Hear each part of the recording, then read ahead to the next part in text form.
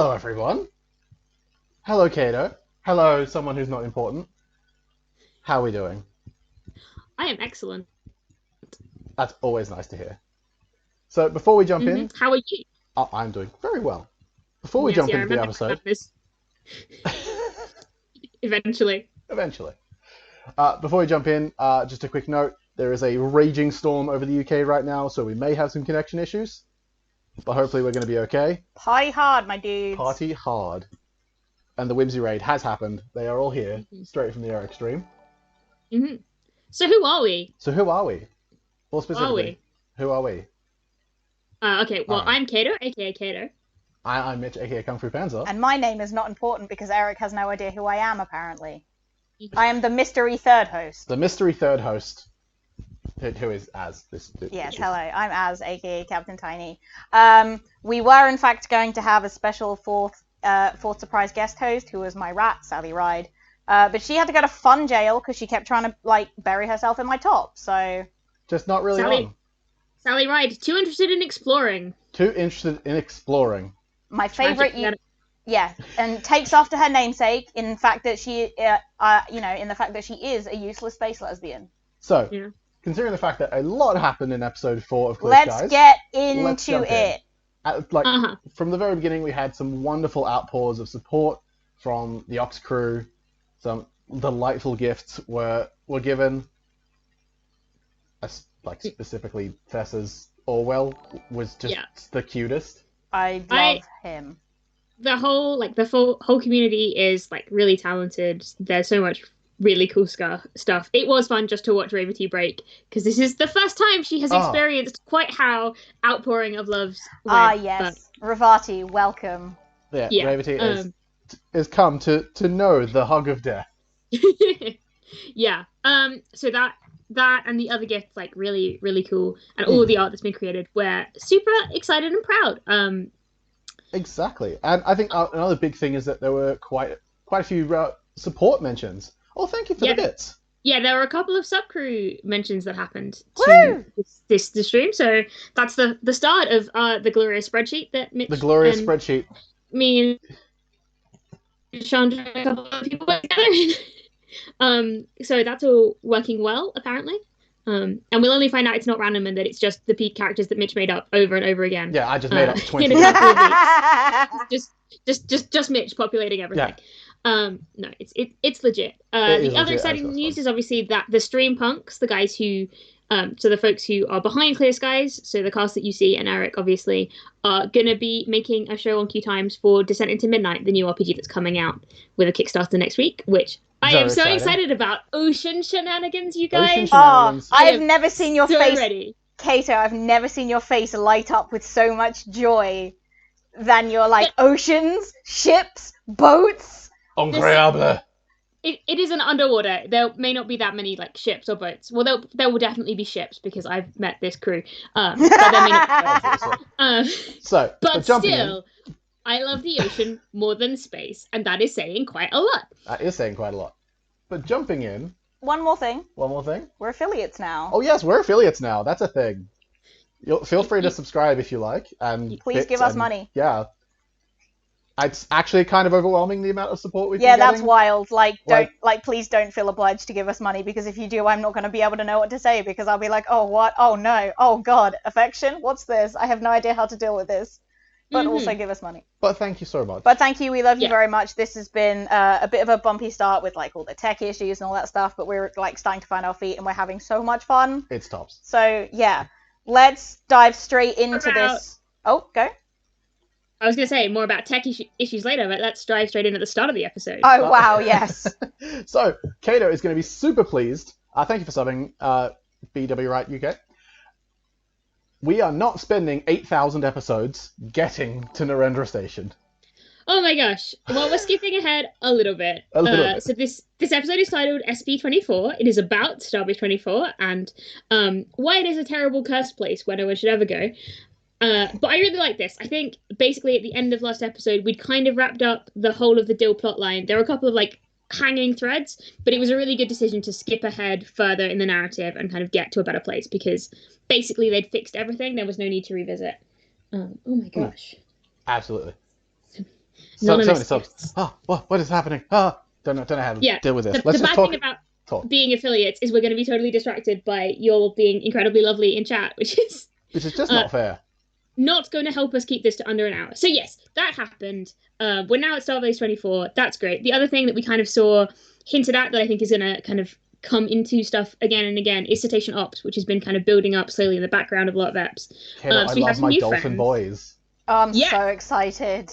I love like so the thing that I really like about them is that whilst they are quite alien, they have this really interesting focus as a species, the astrophysics and the stellar cartography, where I'm just like, that is such a cool thing to be focused on as a whole. I love the multi-tone nature of their songs, like the idea that dolphins would be confused because there's essentially two signals because they have such complex languages that are a bit like Mongolian throat singing, where you can hold two notes at once in like very specific. Oh my god, like, it's if you so train cool. yourself. Overtone singing is wild. It's like that, but for an entire culture. My old drama teacher could overtone sing. It was insane. Right? It's just mind-boggling. I really, really love all of that sort of stuff. I love how excited everyone in the crew is to sort of get to know them. Like, Olin is listening to their songs to sleep as a kind of like a linguistics thing, and they're setting up to make it so that they can be involved in stellar cartography and all this sort of stuff. And I believe the Adenians also were inspired, like the fact that they can talk based on little implants in their head, by, and I am blanking on the name, by another one of the fantastic fan artists who had done some fan art of some Cetacean Starfleet workers. Just like so cool. And I love the beautiful kind of way that oh my gosh, there was so much happening in chat. I don't know happening in chat. Very distracting. This is a terrible idea for somebody with ADHD. Like, stop me looking at chat, please. I'm like, what's Kato saying? I just have to hope that you are going to like listening to me talk, because this is the only way I can express my thanks. But I really love the way the cycle of the creativeness of the sub crew and the Orcs crew and like all of the fan art feeds into and builds the concept of the ship, and allows Eric to like pick out things to sort of create and use, like you see with the Adenians and like you see with like Solin's various outfits being inspired by fan art of how fantastic they are. And I hope that just means we get like entire runways full of Solin fashion, so that Eric can be like, absolutely. And now today Solin is wearing this one. Yeah. The other thing I wanted to hop onto before we get into like the plot of the episode proper is the Trek check for Eric, because I know he was worried about the concept of beaming directly underwater, like beaming directly into water. There's nothing I can see that says that it is harder to beam into water than it is into a gas or like air normally. But there are safeties to prevent you from beaming in underwater, in the same way that there are safeties to prevent you from beaming into like lava, because it's meant to be massively unsafe for you to do that, basically. But I couldn't find anything that says it's physically impossible or dangerous, just that, you know, if you beam underwater, that's bad because you're underwater. Because you're not normally meant to be there. Yeah, so I can't see anything that says like the transporting itself is harder, but I always feel like it's one of those things where correct. Yeah, only cowards. Only cowards. So it is unsafe to beam into water. MJ got us.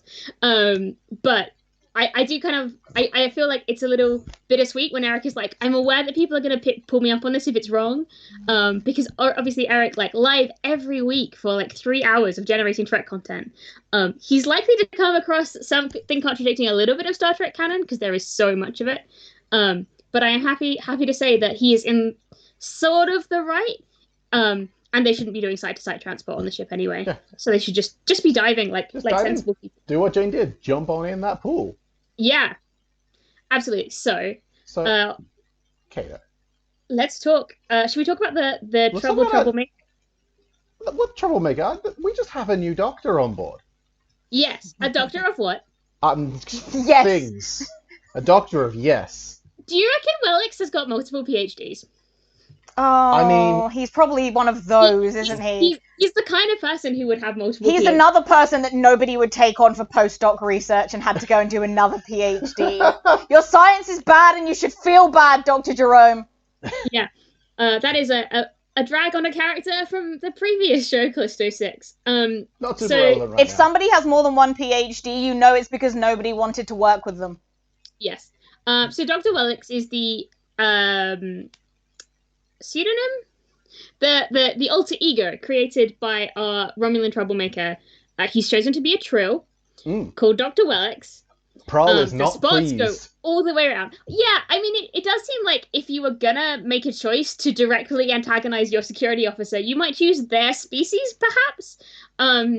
He's the top choice. Yeah, it's really interesting sort of concept. And I really like the sort of the different sort of ways we see different people dealing with this. So we have a really great discussion between Azuri and Admiral Ree.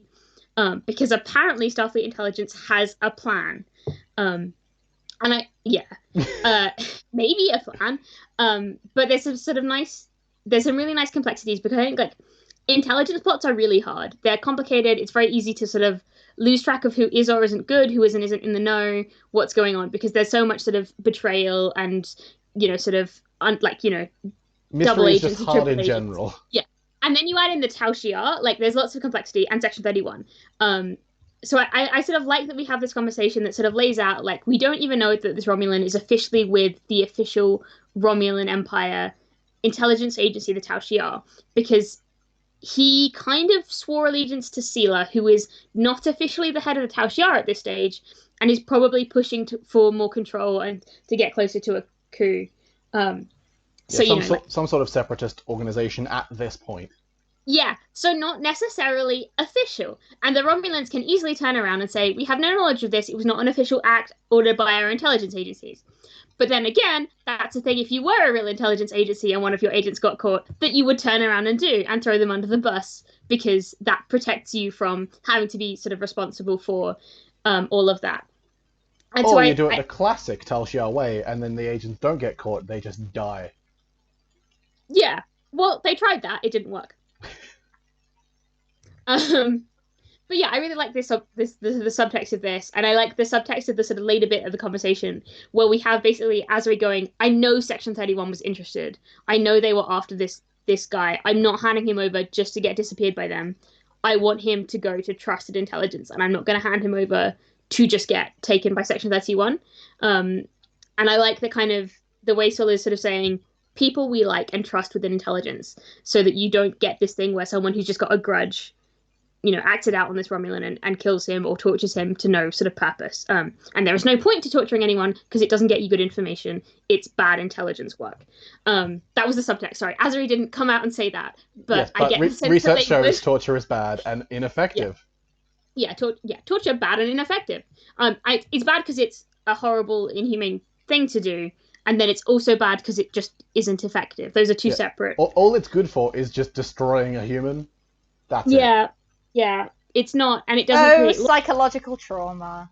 Yeah, not a good thing. And so I like this kind of like, because intelligence is a difficult game, and Azuri almost definitely has sort of black spots in their backstory, a bit like Kira from Deep Space Nine. There's probably stuff Azuri has done that they're not proud of, but you get the sense that even though Azuri worked in intelligence, which is a very difficult and very sort of slippery field, they did have a moral code that they tried to sort of enact, and that Ree supported them in that. And the two of them are, more kind of white hat intelligence operatives than some of the more questionable operatives, and all of Section 31, who are awful. Every single one. Yes, even the one you're thinking of, that one too. But he's a good boy. He's not. I don't know which one you're talking about. The only one who gets a pass is Mira Giorgio, and that's only because she's Michelle Yeoh, and it's entirely for that reason. And it's just because it's Michelle Yeoh, no other reason. And I will not actually back that up with anything. She's still dreadful. I miss happy good Michelle Yeoh from the first two episodes. Anyway, I also really like the sort of the Picard style subtext that's at play around, like, do we trust the Federation? How much can we trust Starfleet? The sort of the complexities that we can see inadvertently, or just because Eric is really good at anticipating where Star Trek narrative needs to go. They have created a narrative and a plotline that is likely to parallel a lot of what's going on in Picard right now. And I like that there's kind of similar subtext and a similar kind of theme, even if it's not going to be directly related to those things. Well, I think there already was the running theme that we've already noted of the traditionalism versus progressiveness within the crew, and that's already pervading into the narrative itself. So especially when it comes down to the the questions of the Romulan embassy and all of the conflict that's going to be happening once we eventually get there, with Admiral Hebert having the worst time in the world ever. Oh. Yeah, that's it. Can I say, because they still implied during the conversation with Reed that Admiral Hebert would take time out of her busy schedule to throw things at Azuri for coming and making her life more complicated. Which I just want to say, Admiral Hebert, if she threw things at Kargan, would be making perfect romantic overtures towards a Klingon. And I'm not saying that they'd work really well together. And I'm actually not. I think one of my favorite... The reason why I end up shipping the kinds of characters I do is that I really like two people who are supposedly opposites learning over time to become friends and closer because circumstances thrust them together. Much like Prowl and Vren. It's fun for me to see very distinct personalities being forced to work together and to come to some kind of compromise. And I really like and hope for a narrative with Hebert and Kargan where they both having to deal with Narendra and that they can come to a fun working relationship, like Sisko and Kira for Deep Space Nine, where they have very different attitudes, but they become a very good partnership over time. Rivals to romance. Rivals to Best romance. trope. Well, this is... Yeah, or at least rivals to really effective business partnership. So I actually think it's super interesting because we haven't got a lot about Hebert and the way that she operates yet. But we've got a little bit of insight into Kargan in this episode. Talking about how, to some Federation peoples, he was considered an idiot. Yeah. But so he appears he's in an developed. episode of TNG, and he's an idiot in the episode of TNG. He's unnecessarily suspicious. The Federation, he's just a bit questionable. And it's a terrible Klingon. He's a shrewd negotiator and diplomat, and quite capable of managing a large-scale operation like this in connecting the Federation and the Empire. He definitely... I hope he has learnt something since the last time he encountered the Federation. And I am hoping that he and Hebert will be interesting characters, probably fairly antagonistic ones towards the Ross, but still sort of very exciting. However, first we have to get ourselves and our Romulan friend there. Two. Yeah, I know, right? And we have some really great sort of moments from Macrel, who, it's always difficult being the Doctor. You're often isolated from the rest of the cast. You have to sort of physically make the choice to leave sickbay and go onto the bridge or go out with everyone to get involved. Otherwise, you can get very sort of stuck because you're not on the bridge with everyone else. And I love how kind of awkward and hilarious and brutal Macrel comes across this episode. Oh, it's so funny. She has all of this amazing... she knocks the patient out after getting consent, which is such a sort of a wild choice to make. It was very interesting. Yeah. And then she breaks the entire show. Oh, God. This was so good. I loved everything about that scene. And the way Bonnie sort of commits to it and playing it. The sort of the weird self, even when she's being awkward, how comfortable she is and going, well, I was trying to think of something clever, but I just can't. I really, and the way she wanders through her life is really beautiful. And I really just hitting the nip was such a. We killed so Xander. We killed Xander. We killed Xander and Aki. That corner of the table was deceased. Fell over. And then we found out that our delightful Doctor has a little bit of small cat syndrome. Yeah, she was very aggressive in that bar sort of fight. She was very forward in lots of ways and trying to sort of antagonize but also maybe flirt with the Klingon.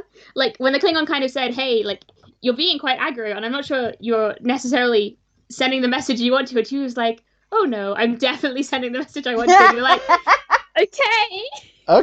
I'm not sure what the message is, but at least you're sending it with confidence. Yeah. There's a lot of kind of underlying fight me in the Doctor that I'm really interested to see. There's a lot of fight me in a lot of members of the crew that are not security. That isn't my favorite. Yeah. It's a great personality choice. It's really good, and we will return on the last thing that happens to Macrel in the episode. Well, I think I don't know if we're gonna get back back to it because there's so much to talk about. But I love that. I love the kind of irony of like, even though she knocks out the patient, this doesn't help us. And like, she knocks the patient out theoretically for long enough to keep them under. But still, when she gets back, our friend has gone AWOL as soon as we arrive to space dock, and while supposedly sedated. I mean, yes. How could we possibly predict that? But also, me shocked Pikachu meme. That's a huge security problem, y'all. What happened? Security problem. What happened to Prahl? Yeah, and what's happened to Wellix? Like, has he got off the Ross? Is he on the Starbase? Is he on a different ship? How far is he going to go, and how quickly? Because he is a huge security concern at this point, and they are going to need to get him back very quickly.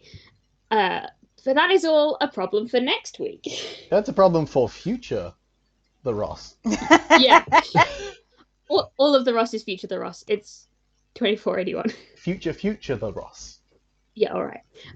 So that is one whole plot, is just Wellix and all of the intelligence nonsense. But the other kind of thing that I really enjoyed, before we get into the sad tension awfulness... Can we talk about my holographic wife, please?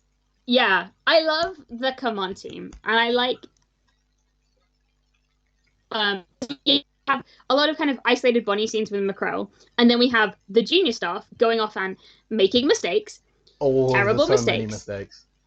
And then we have Exio and Azuri both kind of following their own thing, being command, taking different sort of parts of the job, and just working together really well. So we see the discussion where Exio suggests that Olin should be present in the counseling sessions with Wellix. And this is really interesting to me because Exio is not suggesting that to use Olin's telepathy to get a read on Wellix. She's actually suggesting that because she saw that Wellix tried to use Olin as a sort of soft mark, and she wants to see if that will continue. So she's not even interested in the sort of like the extra benefit the telepathy can give her. She's just interested in the psychoanalysis of what does this person do with this other person in the room, which is a really sort of... It's a fascinating concept. Yeah, it's a great therapy angle for Gina to be working with Exio. Absolutely. It's a really beautiful... I'm all about... It's one of those things with Exio where I'm constantly questioning Exio's kindness. Because I'm not quite sure where it comes from yet. Yeah, I mean, it's interesting, and you are definitely, of the two of us, the slightly more suspicious, cynical mind when it comes to this sort of stuff. Tinfoil hat. Yeah, I am yet to make a tinfoil hat. I will get there. You do definitely need to do that. But I think, you see Exio throughout this whole episode have such concern for the captain's well-being, the crew's well-being.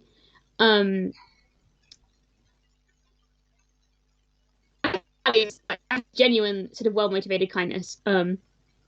I guess you could argue, and I'm trying to work out what angle you're working, because I can guess you could argue that she doesn't... It's very difficult with sort of artificial life forms, because we don't know quite how much they feel or to what extent they have...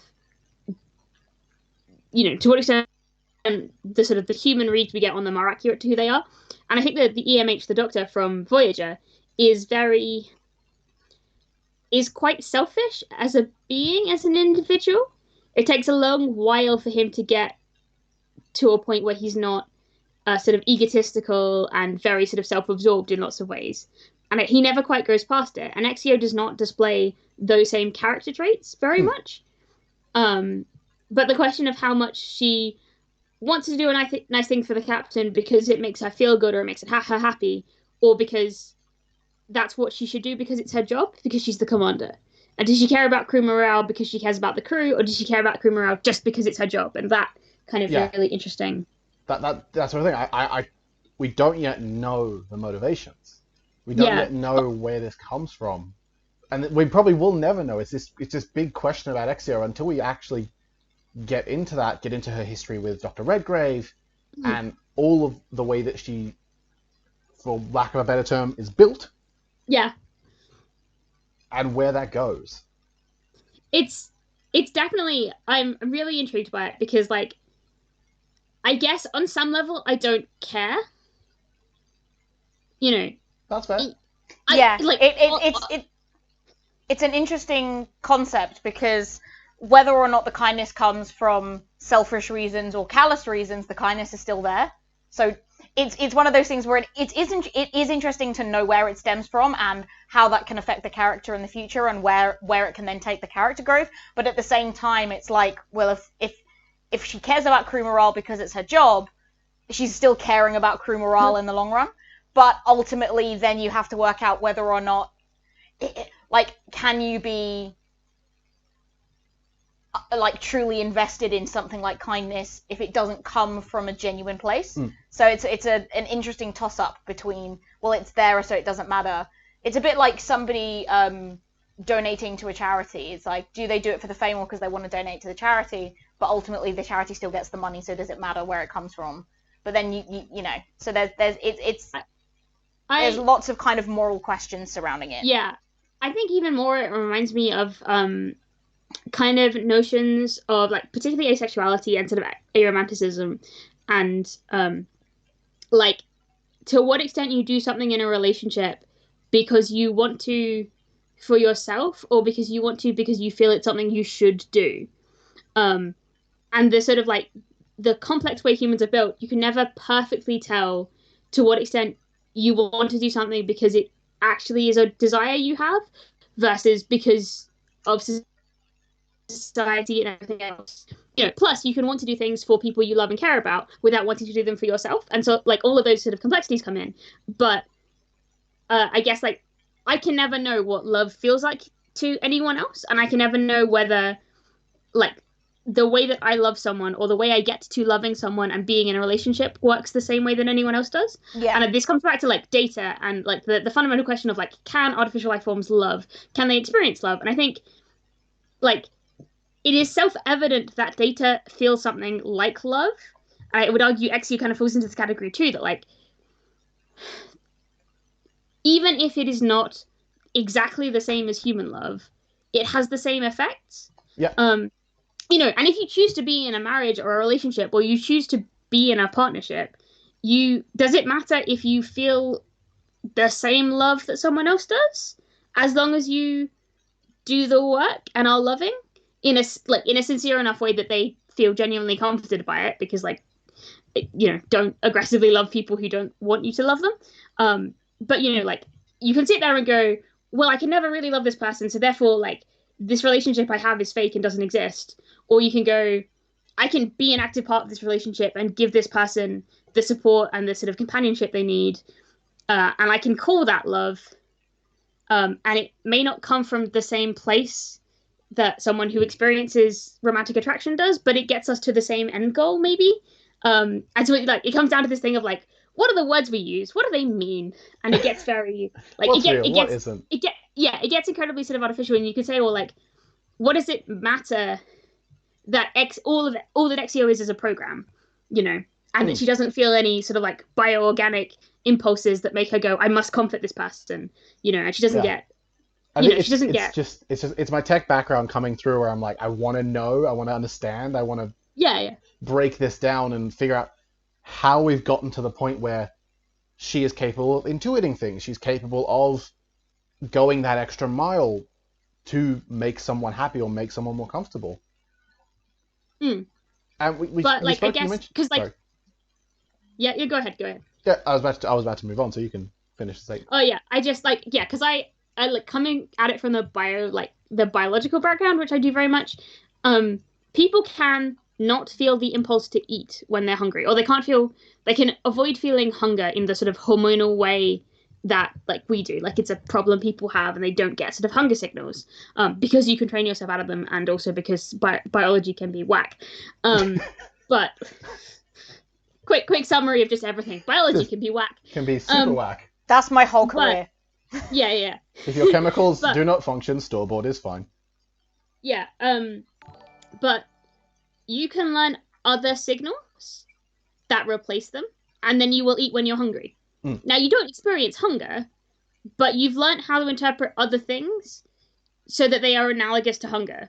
And you're not feeling hungry, but you eat at the same times with this, like, in response to slightly different signals. So does it matter because the signals are different. They're coming from different places. They're not true hunger, but the end result is the same. Does it really matter that the wrong chemical is telling you that, or that the wrong part of your brain is telling you that? And that has been philosophy time with two biologists and a computer scientist. Should we talk about?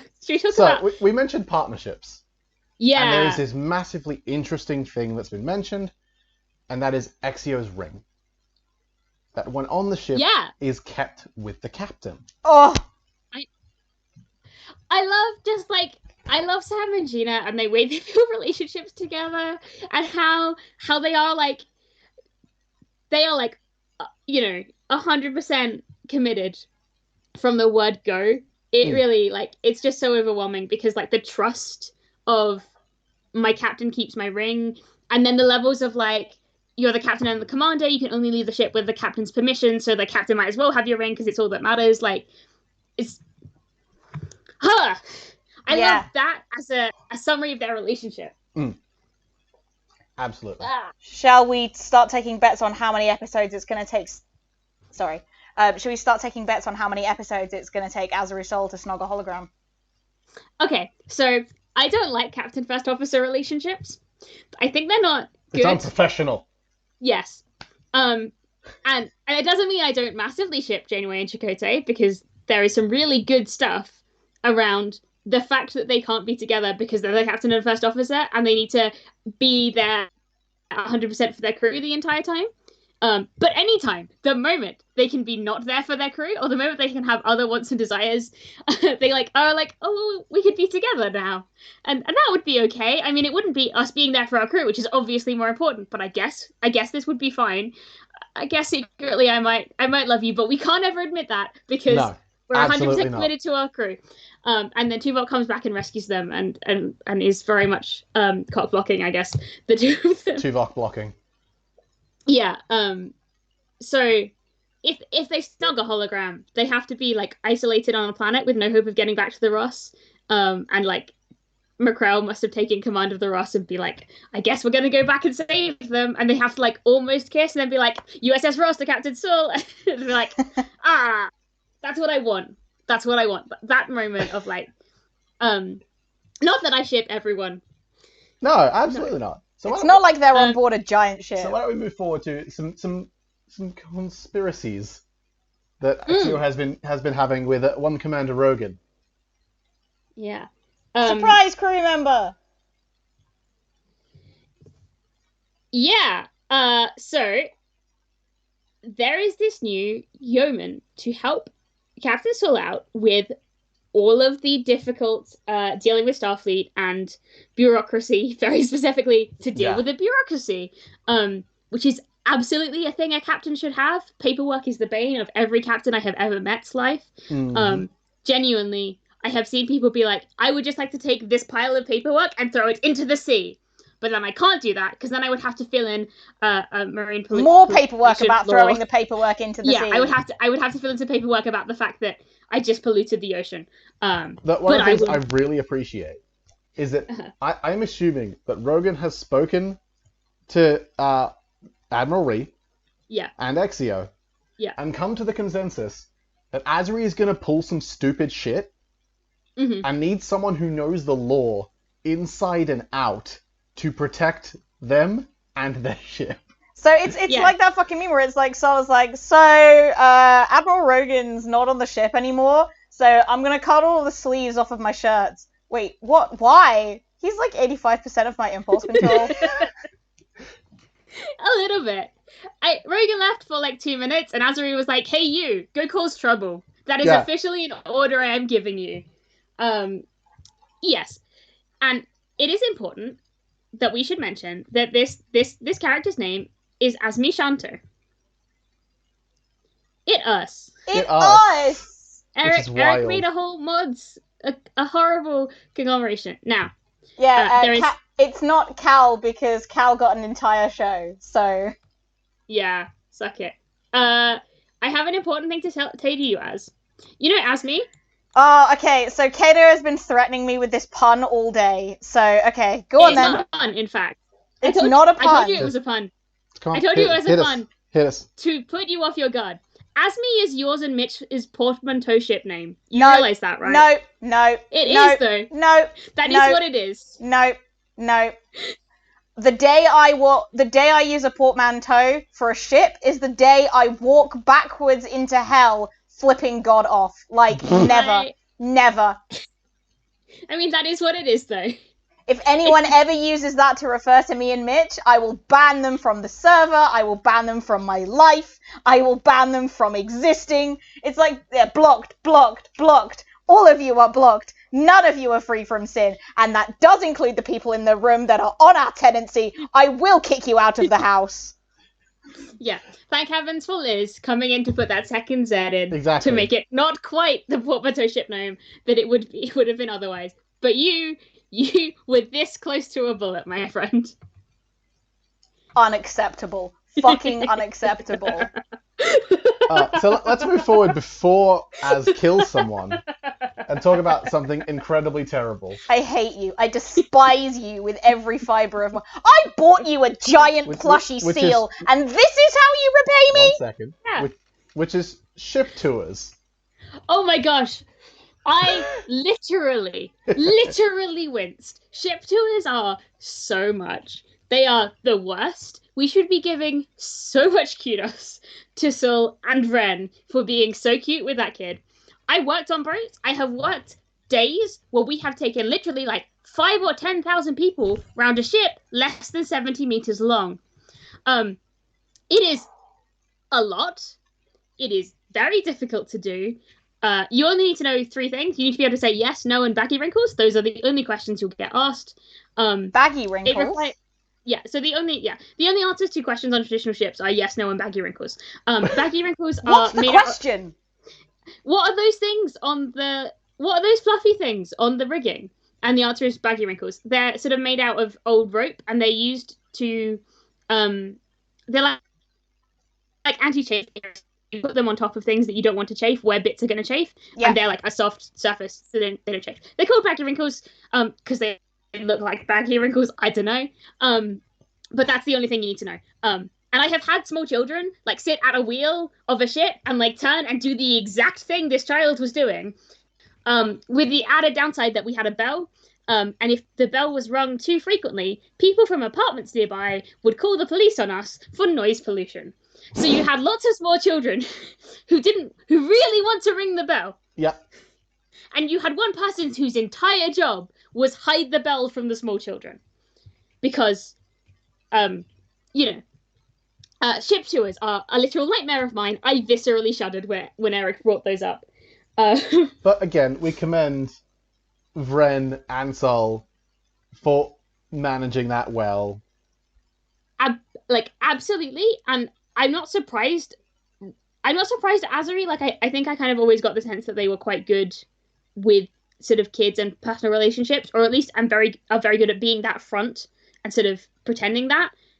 Vren, a person who's kind of famous for being not good at anything apart from flying a ship, good at kids, patient enough to, pretend to be the to pretend that this kid is the captain and respond, like, actually kind of cute and wholesome.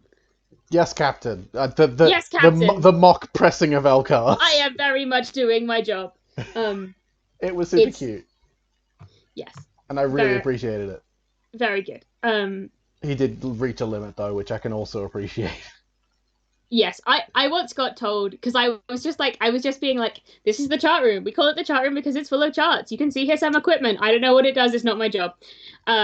We also have flags. This is the flag room. This is the radar. It has flags.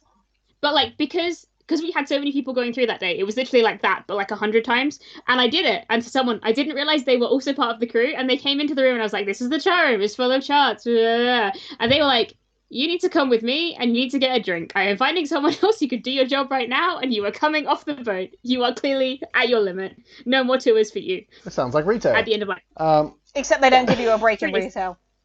That's true. Yeah. So we move forward beyond this, and more talking about crew morale and the way that Sul versus Exio are dealing with this. I like that they're both obviously thinking about it. And we see Dari and Tech kind of working overtime, and we have our favorite transporter chief being like, yeah, they're like definitely not taking enough breaks, Commander. Like you need to. They are definitely working overtime. And both Dari and Tech like walking in like a farce, like coming in at different times, being like, all right, the Commander definitely wasn't about to fix something, not working too much, Commander definitely. I just love the get the kit. Yeah. That is now just becoming Tech's line. Yeah. I love them very much, and I loved Exio looking for a serene, quiet space to reflect and think about and deal with this, and sort of the notion that she finds the starbase overwhelming, and that it's very noisy and insightful, and going, I just need somewhere quiet, and so therefore beaming to the hull of the ship. I think this was my favorite moment of the episode. Yeah, Eric is so good at this particular thing of here is a beautiful moment of the universe. I think like he's really good at that description of sort of the vastness of space, the smallness of you, the connection between the two sort of concepts is really beautifully done. I recommend going back and watching that scene, but just watching Sam, watching Gina, listening to Eric describe the Ross, because Sam's face is my face. Sam is all of the emotions. I love watching Sam and the amount of love they have for Gina as Exio creating this moment for them, and Eric describing the Ross, and it's just like absolutely beautiful sort of moments. Yeah, it was delightful. It was a very classic moment for this kind of group of players. This is the kind of moments that we like. It was like the moment in Callisto 6 with Oya on the beach. That's kind of the same vibe. It's very much, you can pinpoint narrative moments throughout all of the shows that just always will stick out, and this is absolutely one of them. Mm-hmm. And so we had Exio kind of planning out ways to bring the crews together, this really adorable concept of bringing holidays and festivals from everyone's unique cultures and religions. And then we had the complete opposite side of Sol just leveraging their intelligence background with one delightful... I've completely blanked on the name of the species. Solon. Bartender. Vulcan. Solon. Vulcan. Yeah. Well, Betazoid Vulcan. Species Vulcan. Volcazoid. Personality Betazoid. Volcazoid. No, they're not a Vocaloid. We don't know. Did anyone touch them? That's Exio, I guess. Can we just take a moment to appreciate the fact that people are making insight checks in this series? Yes. Oh, yes. I'm so happy. It's very hard not to when one of your stats is called insight. But yeah, you'd be surprised. That's fair. That is completely, honestly fair. There has been a lot of reading of personalities, and I do like the way sort of intelligence is coming into this. I love a cheeky bartender. I love our cheeky bartender. We love one cheeky bartender. I think Solon and Sol very much have that Picard and Guinan relationship. Can we also to clarify, Creative with C, Solon is fully Vulcan, but was raised on Beta Z. Yeah, that's what I was saying. Like, species Vulcan, culture, culturally, very much that like sort of Betazoid personality, but like a Vulcan by blood, a Betazoid by everything else. And it turns out those are equally important in terms of developing a person. I love the double talk in this conversation. All the subtext. Okay, so Picard and Guinan had this great kind of flirty, but not in a way that was leading to anything relationship. Like they were having fun, they were flirting.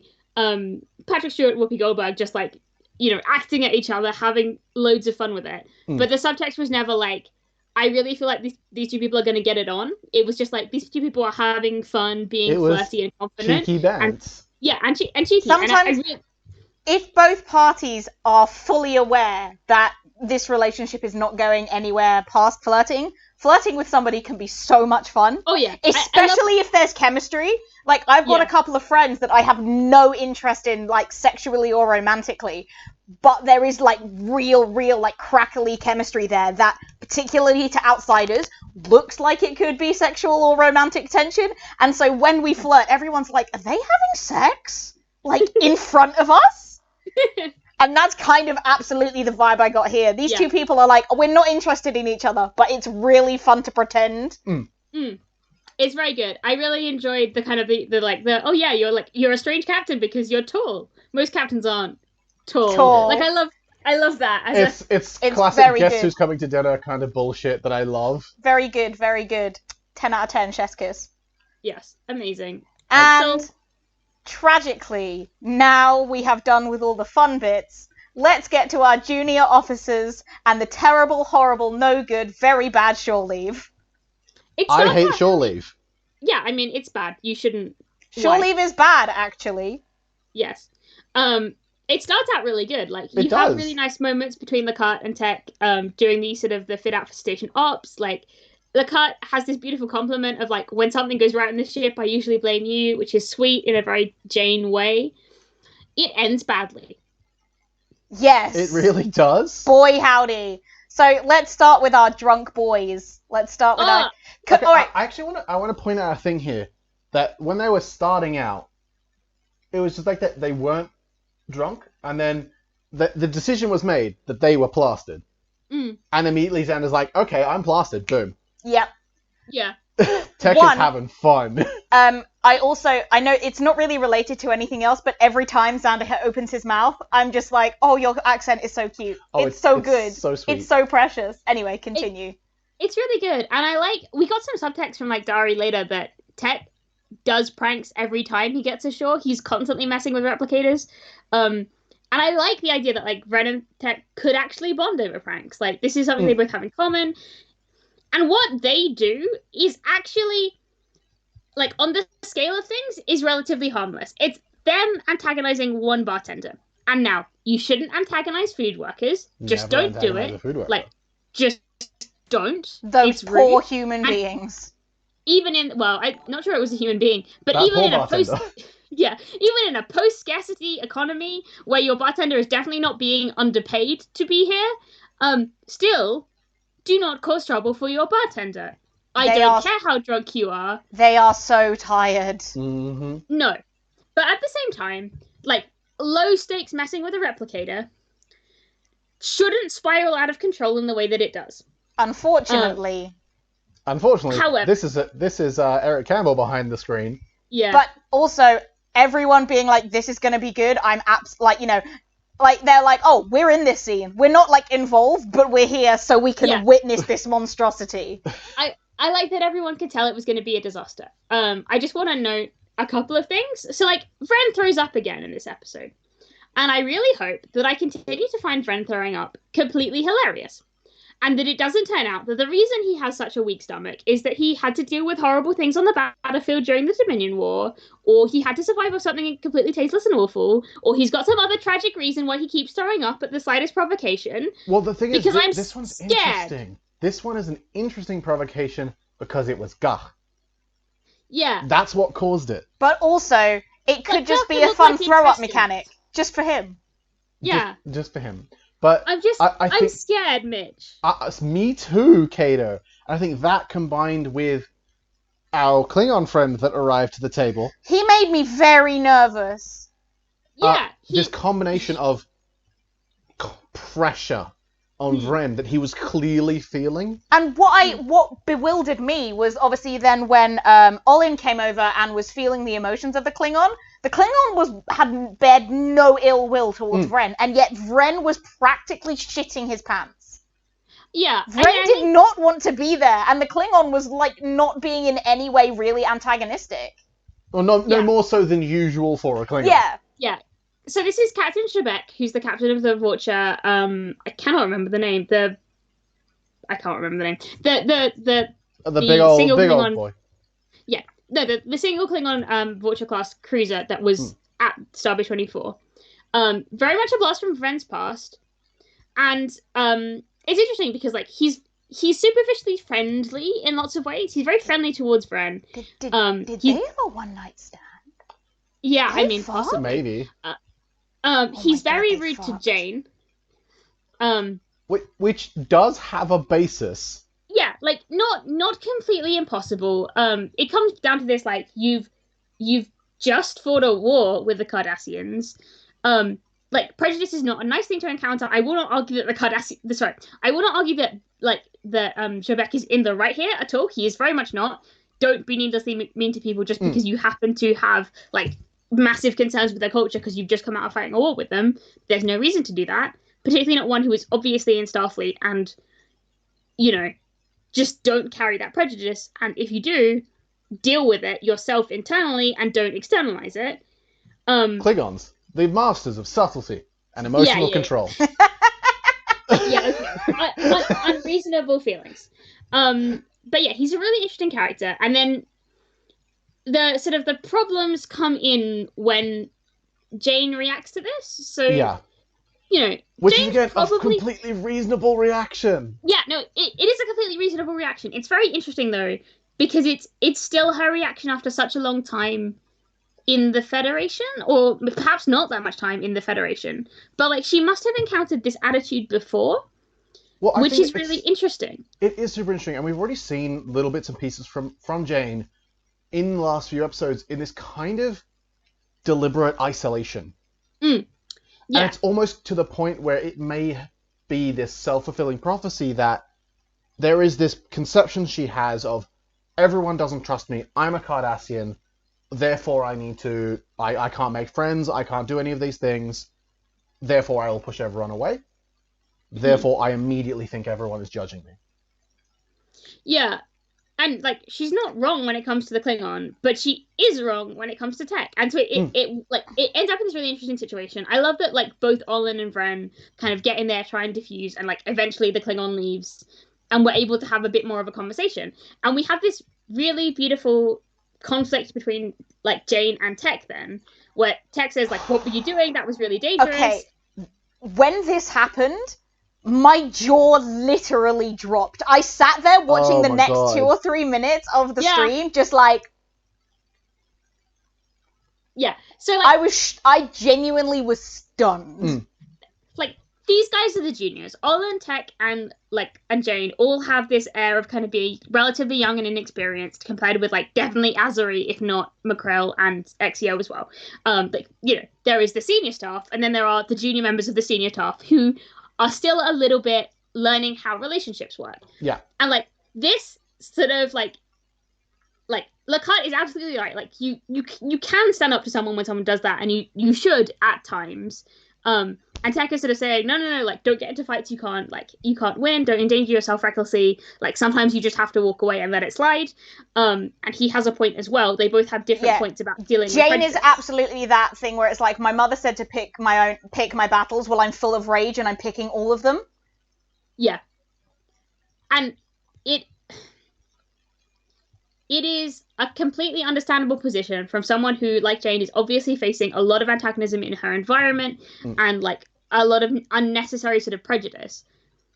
It is ultimately, I think, an attitude that is going to hurt her because fighting with everyone all the time at the slightest provocation leads to things like this, where she snaps back at Tech. I think because she's so riled up, she's in that kind of, absolutely. I am ready to be vicious. I feel uncomfortable. I don't feel safe. And so she snaps back with, is that why your brother is dead? Which is, like, it is so great that, like, because, like, while Archie and Rave and Xander are playing junior officers, they are not junior role players. This is a calculated move by Rave to double down on Lakat being this person who can't feelings properly necessarily and is still working out how to deal with the rage that's inside her in constructive ways and how not to lash out at her friends when these things happen. And you could see that she instantly registers that it's a mistake and then goes after Tech to try to apologize. Unfortunately, this doesn't work. Because again, she doesn't know how to relationship properly. I think that was, and she did clarify it, but I think it was quite obvious as well that Tech is like, please do not talk to me about this now. And she's like, but I want this conversation to happen. And it's like, well, tough shit. It's so very teen high school drama, but about non-teen high school drama problems.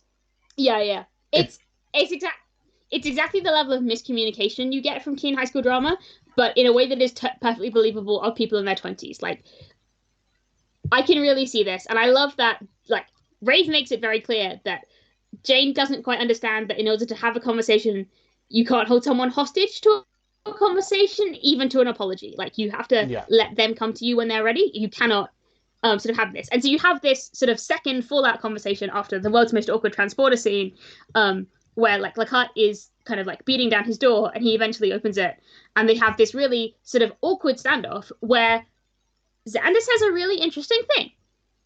Like, he rightly calls out what Jane has said as being shitty, and that he's not in the right headspace to deal with it or react to it or accept an apology. And then he says, "But you were right."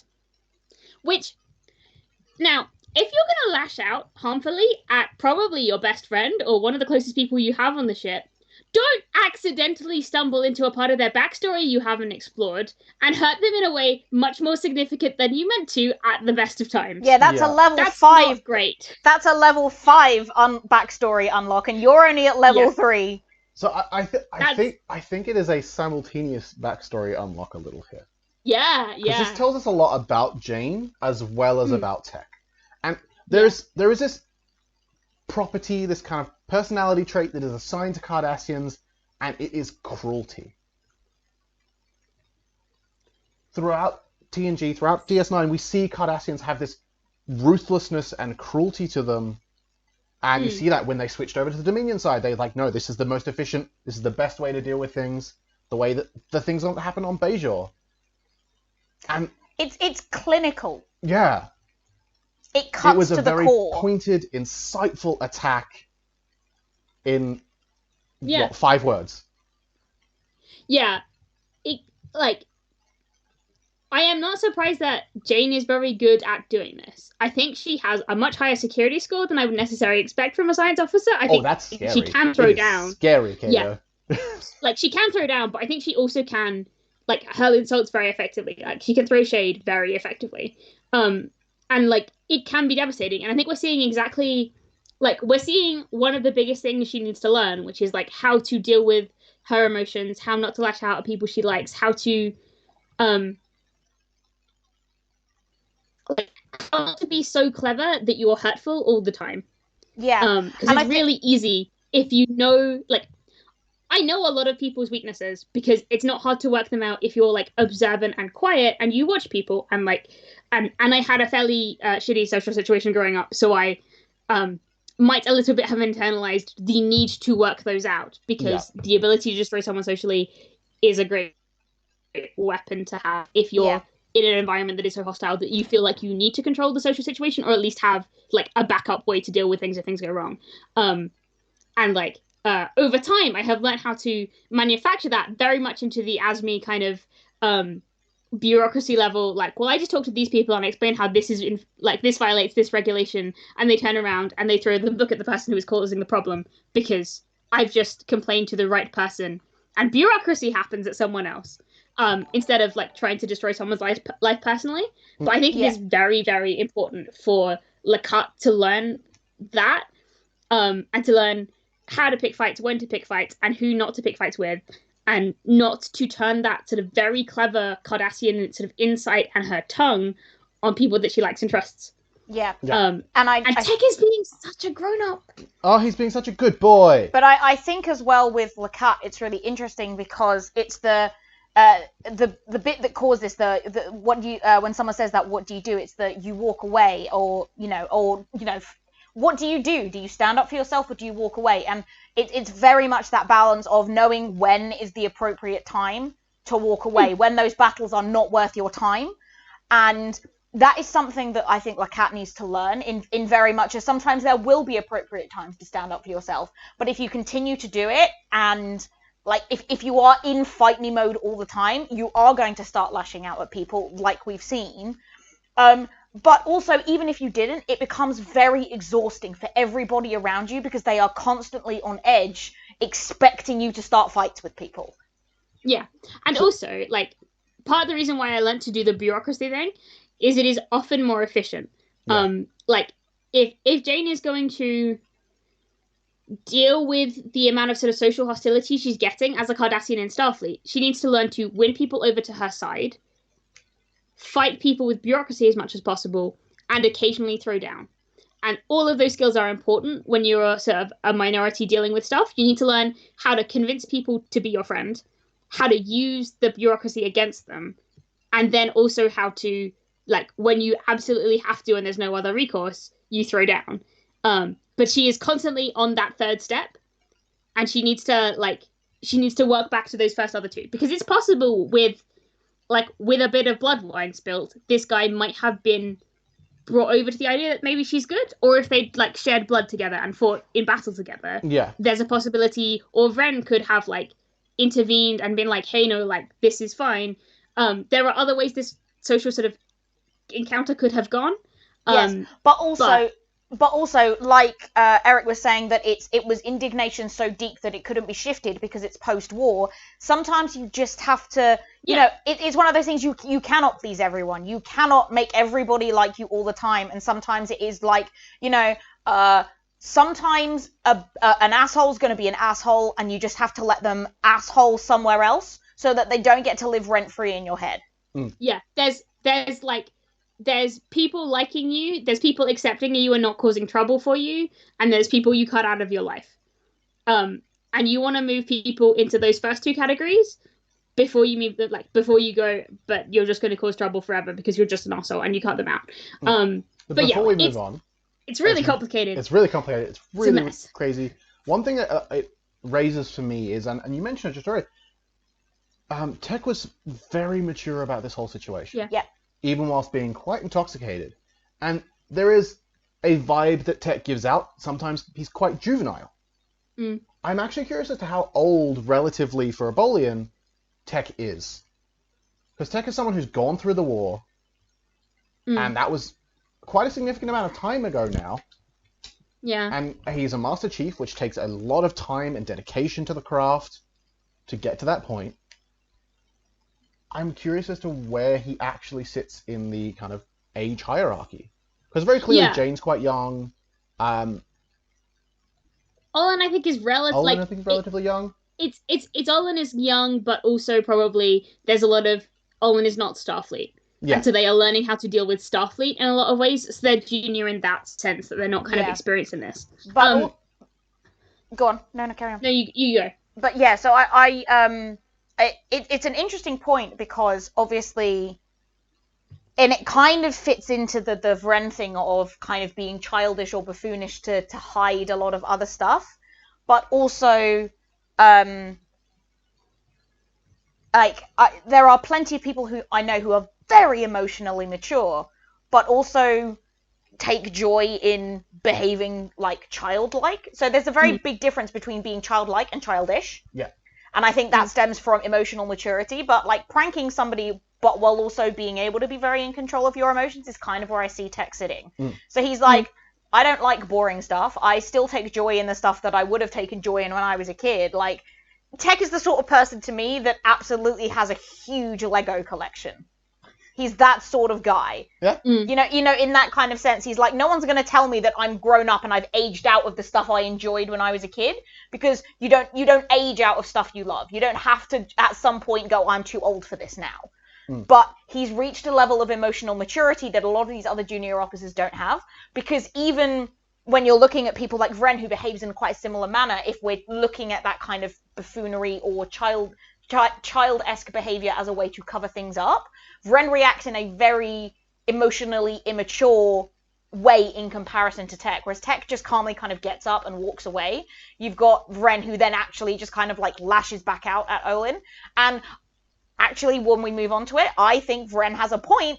And Vren has a very good Vren has a very valid point. And I don't necessarily think Olin handled this in the best way at all and was actually kind of mean, but it was not handled in the best way possible, because there are better ways that Vren could have handled it, even though Vren, I believe, is more in the right in this situation. So, anyway, let's move on. Let's get onto that conversation. So let's get into this. I think Olin spends a lot of this scene trying to be the diplomat and trying to de-escalate, and they don't necessarily have... They just don't know enough about everyone in the scene to de-escalate effectively. Like, they don't know, like, Vren and Shebek's history, which, like, obviously Vren knows, and Kalinov much more effectively to defuse the conflict, because he's got history. He actually knows what's going on. They don't know what's going on with Lakat and, like, Mackrell, who is also there and trying to cause a fight, and Tech. And they don't quite have the sense. I don't think Vren snaps here because of this one moment with Olin, because I don't think Olin is necessarily wrong, is not as wrong to deserve that much of a sort of snapback in this one moment. Yeah, Vren for snaps sure. because of months of being treated like the buffoon that he is constantly pretending to be. I think it's not months. I think it's years. This is absolutely the straw that broke. This is absolutely the straw that broke the camel's back, and like Olin just happened to be a good sounding board because they were the straw. Yeah, Olin it's really interesting because like Vren snaps and says like he is constantly talked down to. He was talked down to at his home. He was talked down to in Starfleet. He's even talked down to on the Ross. But the Klingons never talked down to him, and that's something he's always really valued. Which, it is interesting how long Vren has spent being talked down to, and that at some point in his life he's obviously decided to play into that. Because he could have chosen to be, joining the Ross, someone different. He could have chosen not to play up and be derided. So he's obviously decided that that being talked down to is something that he can't avoid, and so therefore he's just going to sort of lean into it as much as he can, probably as a coping mechanism. Yeah. If you can't beat him, join him. Yeah, but I think he is right to say the crew of the Ross, if not necessarily Azari, who has been like very clearly someone who is trying to direct his energy in a good way. The crew of the Ross and like Prahl and I think the rest of the officers and like Lakat very definitely have this attitude of treating him thoughtlessly. Like Lakat is definitely trying to get under his skin in order to find out what makes him tick. And like I would not appreciate that if the person I sat next to for all of my day job was deliberately trying to work out how I worked and trying to make me break. Even if I was putting on a front at work, we all put on fronts at work, work sucks. Like, that would be really frustrating. And I think this is great from an NPC to have this level of, like, this is a massive problem, stop doing this. I also think it's really interesting how quickly he goes, I should have seen that this harmless replicator prank spiral out into, like, a brawl and a Klingon, like, trying to fight with Jane and, like, Tech storming off, because it is not fair. Like, a harmless replicator prank that only involved him and Tech should not have spiraled out this much. Yeah. That Tech is walking off crying, a Klingon's nearly punched someone, and they're all going to get thrown out of the bar. Like, it is interesting to me that he defaults to that it's all his fault. If he hadn't done this prank, none of this would have happened. Because that's not true. Like, if he hadn't done the prank, Javek probably still would have seen him. He probably still would have been mean to Lakat. Like, he takes on so much responsibility in that moment for stuff that is really not his fault. There's so much here to unpack. Yeah. With Vren. Especially with the discussions and the conversations about Klingons and how they respected him. And because it is a classic thing in Klingon culture, they respect competency and success over anything else. Yes, I think the thing is, obviously, people tend to forget that being a good pilot is a lot of work. Yeah. They tend to write him off because they're like, oh, he can fly the ship, big deal. But he's already clearly demonstrated how smart he is. Yeah, but even he is very smart, and I absolutely agree with you. But it's one of those things where it's not as easy to demonstrate visibly how much intelligence being a pilot takes, whereas intelligence or science, they have a much more kind of... They have prestige and pedigree. Yeah, they have both. They have those things, but they're also much more tangible. Like a science officer or a medical officer, like your doctor is going to be treating your crew, like, and doing all of these M'Krell has literally changed somebody's appearance to a different species. Like, that competence is visual, it is tangible, it is obvious. And it comes with a medical degree. Yeah. Whereas being a pilot, people are like, oh, you can fly the ship, cool, great. Like, but there is so much that goes into being a pilot that is not necessarily visible to people that are not piloting the ship. Yeah. That he becomes very one-dimensional to everybody around him.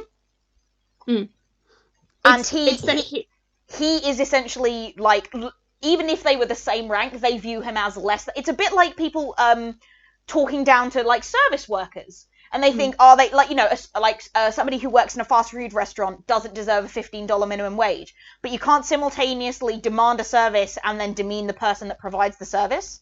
And obviously it's not quite on the same level because obviously they're working on the same ship, but there is definitely this unspoken hierarchy in the crew of which jobs are more prestigious than others.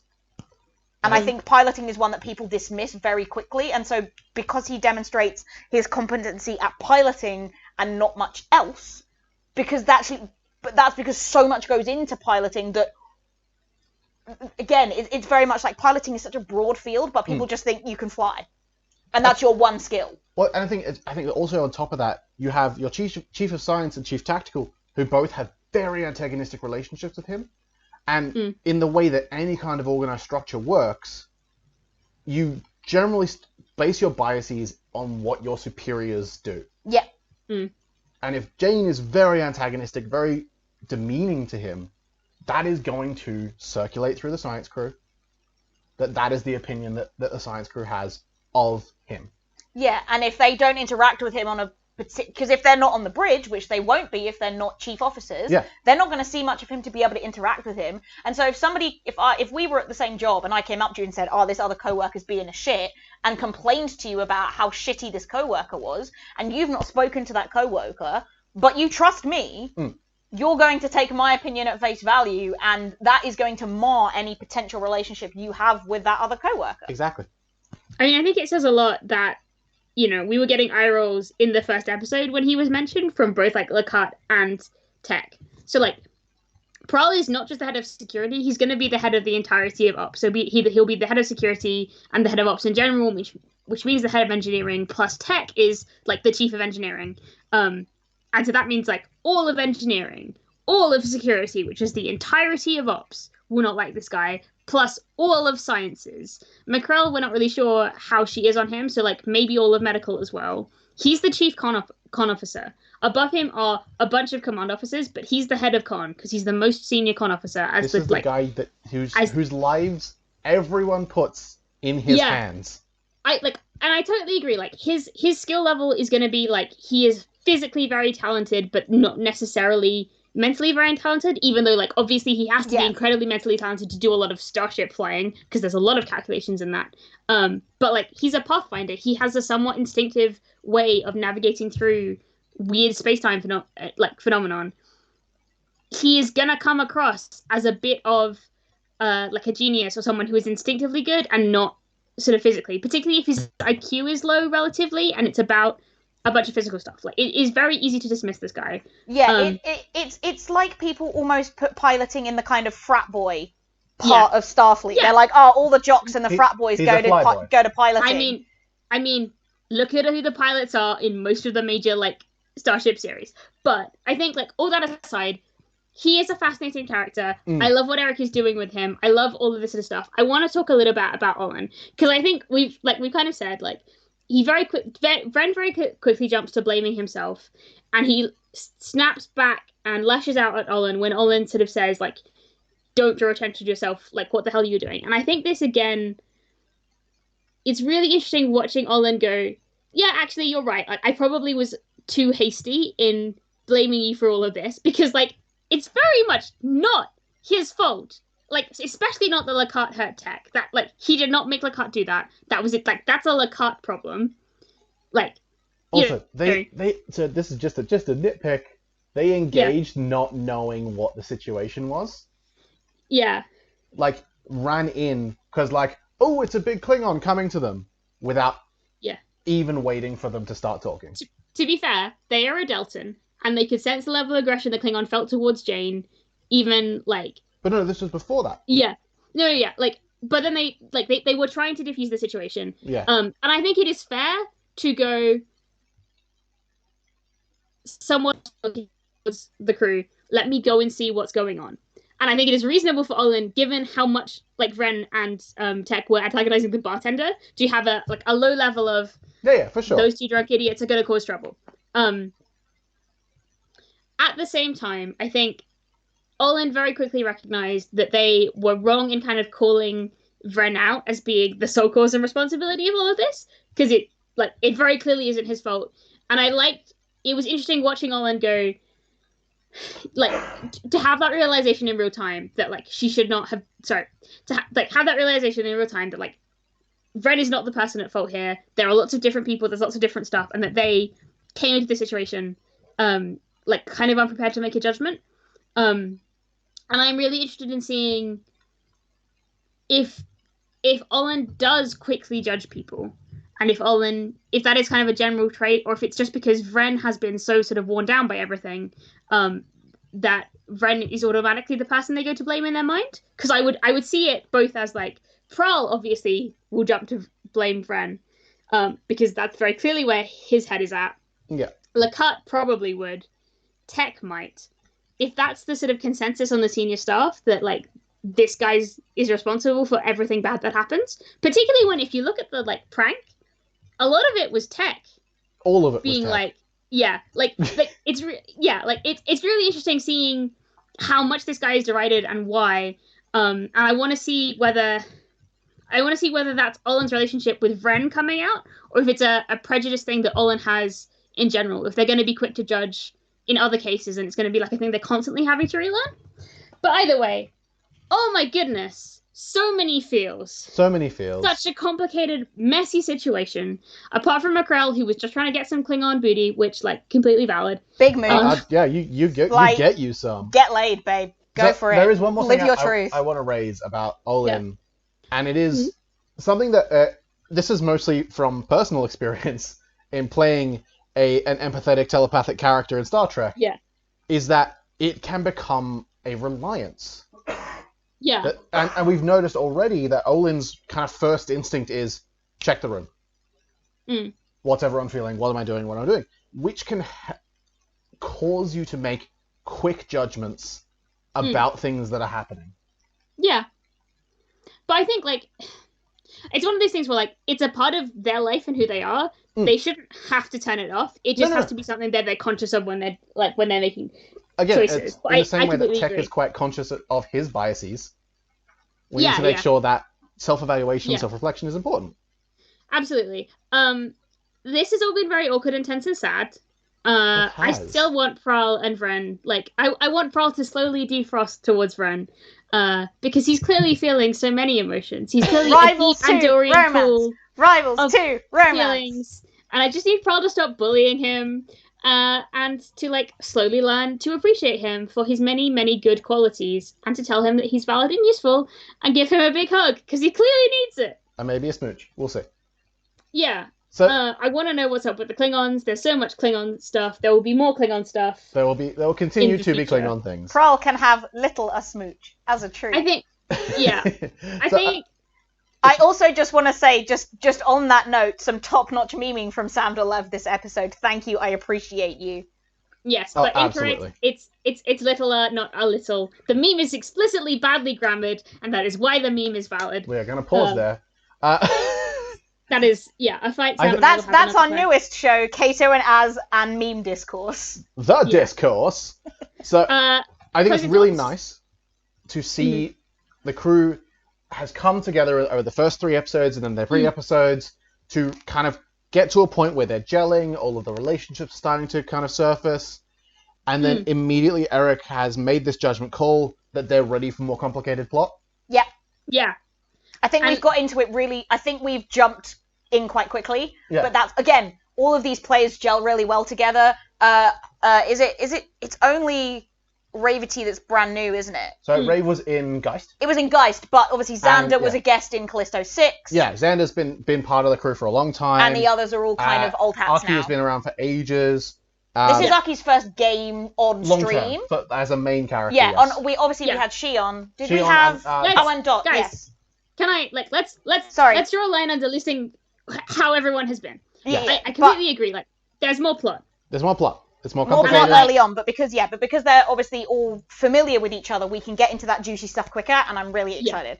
Yeah, I also want to say, like, we talked a little bit about how straightforward last week's episode was, in that it was kind of very clearly finishing up the episode before and then moving on to a new plot. I really want to say, like, obviously, they knocked that on the head this week. We jumped forward. We didn't have that, like, finishing up the last couple of minutes of the last episode at the start of this episode. And this plot worked much better as a layered series of different through lines. So you had lots of different, you had 3 different stories at least kind of intertwining and jumping back and forth, all of which was, like, again, a really nice kind of, like, slightly more complicated narrative structure to have. That was really good. And the other thing to take away is that shore leave sucks, and you should never do it. Just stay on your boat. Just don't do it. Never ever go to I the hate shore shore leave. leave. It's bad. But it does also seem like we are going to be at Narendra very soon. Yes. Based on what Eric was saying. So we may see another quick jump. I'd like to resolve our missing doctor. Yeah, you would hope. But who knows? He may just, go missing. He may just be gone. He may just be gone, and that is a thing that can happen. And then he'll mysteriously turn up in 5 episodes, and I'll be the shocked Pikachu meme again. Exactly. There is so much potential. I'm really, really excited. I'm specifically excited about the Romulan embassy shenanigans.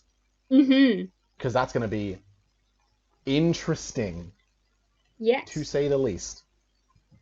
Wow. I think. With that, who have you been? I have been and will remain Kato, aka Kato. I am Az, aka Captain Tiny. Come and follow me on Twitter at Captain_Tiny, because in the game of URLs, you canon or you hyphen. And justice will never be served, so come and hang out. I'm Mitch, aka Kung Fu Panzer. You can find me on all of the socials. You can follow the Azimuth Twitter at Azimuth_games. So please come check us out. Also, if you have any questions, feel free to reach out on Twitter. Reach out to Tweet Kato me about if you Star want Trek Adventures. If you want STA mechanics nonsense, just go annoy Kato. Or if you've got more complicated questions, send them along to our Gmail. Yeah, send us to an email at azimuthgamesinc@gmail.com. I presume INC, not INK. INC, not INK. As in incorporated. Incorporated. Yes. So yeah. But otherwise, Mitch, I have a question. What is your question? What's the forecast for tomorrow? Forecast for tomorrow. Wait, let me check my story. Oh, yeah, it's clear sky. See you later. See you later.